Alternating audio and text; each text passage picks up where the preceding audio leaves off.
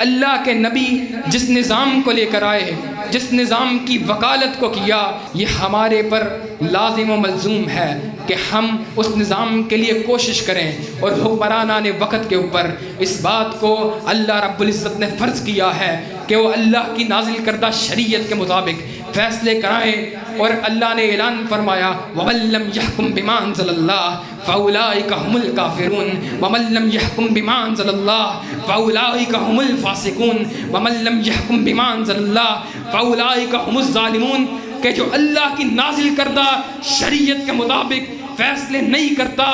یا وہ فاسق ہے، یا وہ ظالم ہے، یا وہ کافر ہے۔ آج ہماری حکومت جس نظام معیشت کے تحت اس ملک کو چلاتی ہے، اس کے بارے میں کائنات کے رب العالمین کا عرش کی بلندیوں سے یہ اعلان ہے فَإِن لَّمْ تَفْعَلُوا فَأْذَنُوا بِحَرْبٍ مِّنَ اللَّهِ وَرَسُولِهِ،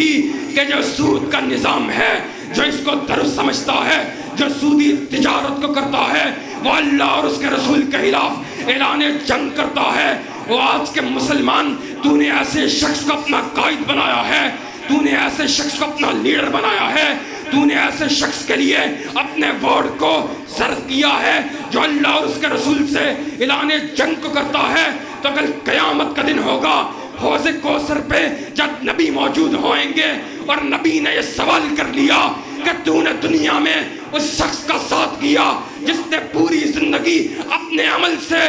میرے اور اللہ کے خلاف اعلان جنگ کیا، تو بتا تیرا کیا جواب ہوگا؟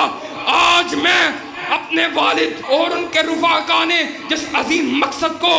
اس پاکستان کے در و دیوار میں اٹھایا ہوا، اسی پیغام کو تم تک منتقل کرنے کے لیے آیا ہوں کہ آج ضرورت ہے کہ عوام الناس کو تبلیغ کی جائے اور اسٹریٹ پاور کے ذریعے اس ملک میں نظام خلافت اور نظام مصطفیٰ کے پرچم کو اٹھایا جائے۔ اور اگر ہم یہ عزم کر لیں تو ان قریب شب گریزاں ہوگی آہر جلوائے خورشید سے، اور یہ چمن معمور ہوگا نغمہ توحید سے۔ وآخر دعوانا الحمدللہ رب العالمین۔